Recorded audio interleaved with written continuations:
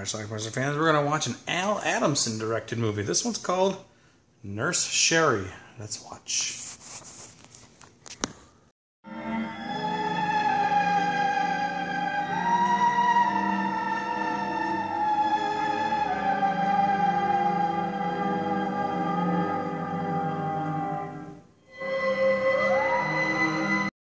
The movie starts in the desert. Somebody's coming. Who is this somebody? It's a guy named Reinhauer.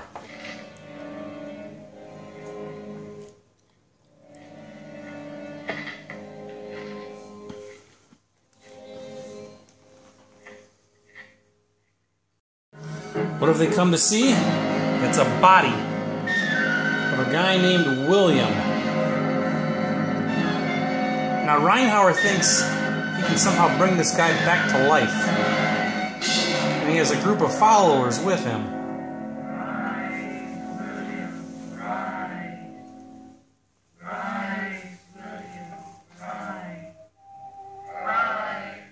Seances. This guy Stevens thinks it's a crock of shit. Pentagrams and shove it. Do you know what you did? You committed a crime. And you're going to pay a hard time for it. And I'm not going to share that time with you.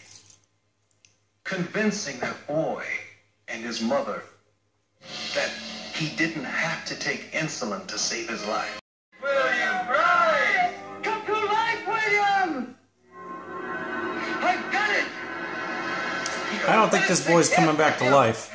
Rise! Rise! Rise! Instead, I think Reinhauer's about to suffer a heart attack.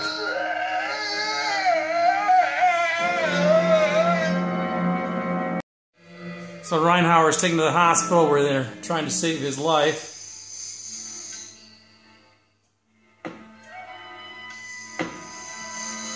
Things aren't looking too good for Mr. Reinhauer.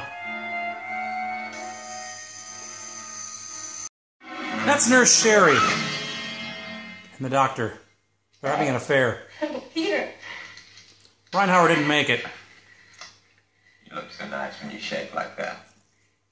You're crazy. I'm involved with the crazy doctor. Who let you in here? Excuse me. That's the actress Marilyn Joy. She plays Tara. Bigger they get, bigger their head. And this is a shit for the locker room, honey. football player. Look at these. Or former football player. Lights going out inside. Big. Marcus Washington. Football star don't exist anymore. That evening, Sherry, who was in the hospital room when Reinhauer died, is lying in bed, and she sees some lights.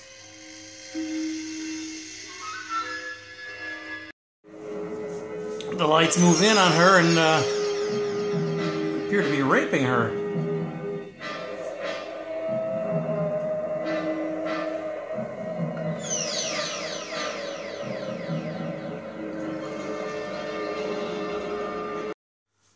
So apparently Nurse Sherry has now been possessed by, I guess we should assume, Reinhauer. And when she's possessed, she gets horny for hospital patients.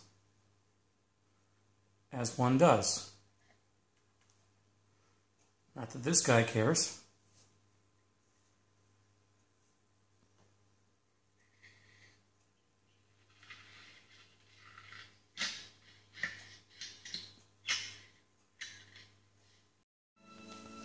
Then Nurse Sherry is, for some reason, drawn to a cemetery. Only presume she's possessed by Reinhauer and is going to see his own grave. For really no reason.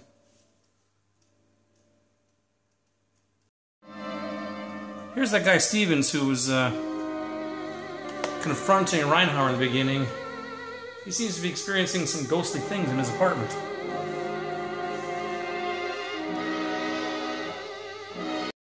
Nurse Sherry pays a visit to a recently retired doctor. And gives him a pitchfork.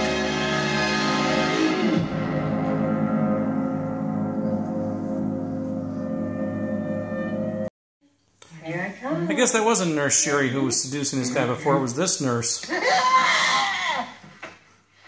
Although why, I don't know.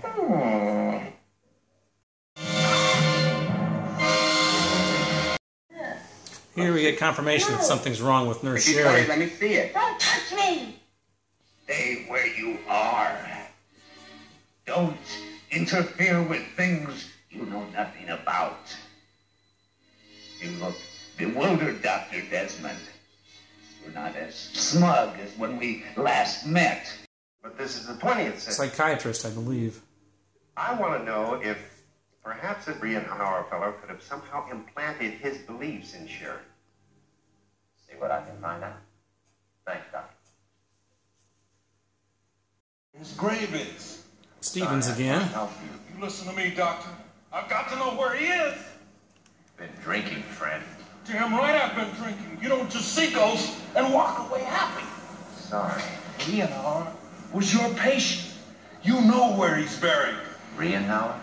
He came back today. I've got to burn him. What are you talking about? To destroy the spirit, you've got to burn the body. He ends up leaving, but Stevens follows him. He's convinced that the doctor will know where Rienhauer's buried. He's got to exhume that body and burn it. The doctor manages to elude him, and right after he does, some sort of ghostly stuff happens to Stevens in his car.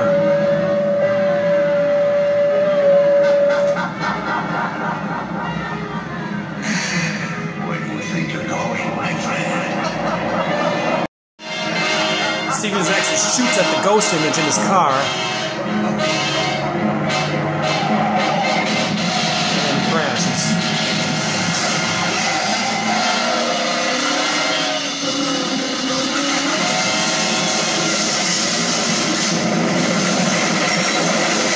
But he escaped. Come with me, Sherri. I guess this is Rienhauer before he died in the hospital. That lies beyond the borders of hell. I think that's how he passed his Catra or whatever into Sherri. Here's Nurse Sherri going to see one of the other doctors. Good to see you, Dr. Brown.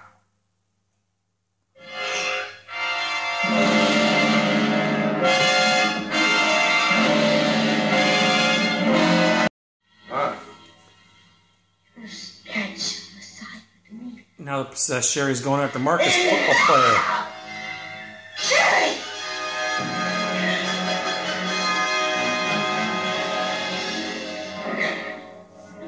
Sherri, what the hell is wrong with you? So Stevens has exhumed a body. And he's taking him to this place where you can burn things. Big ovens are. But he made a mistake. You assumed the wrong body, fool. No! You're a sad sight, Stevens. No!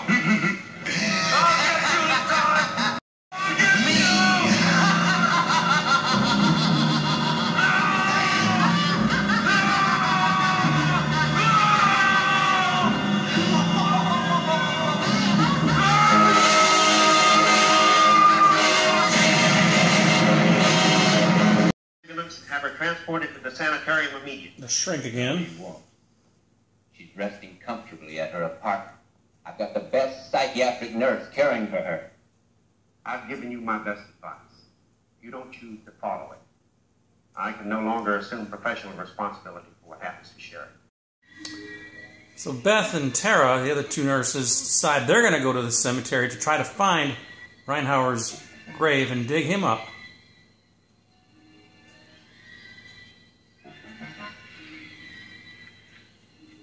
First, they've got to find the grave, though.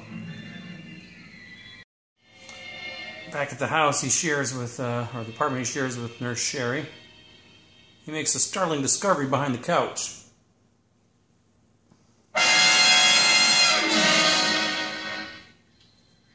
While these two are digging up a grave.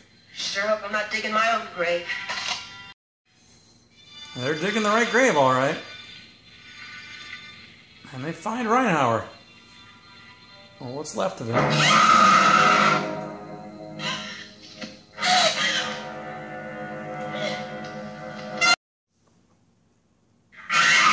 there's Sherri.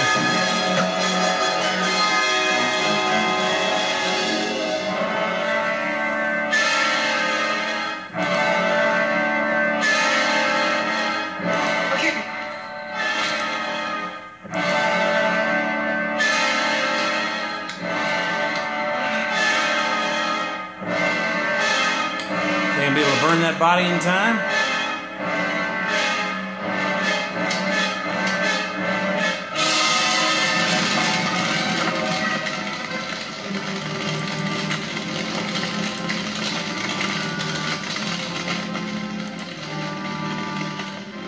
Just in time. And Sherri puts the knives down.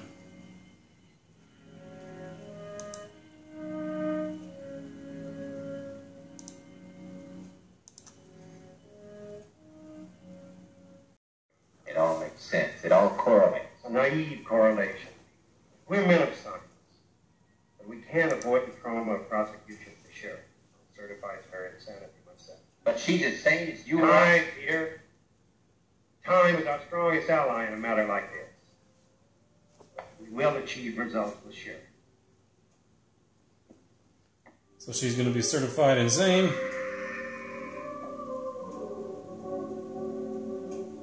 And that's how our movie ends.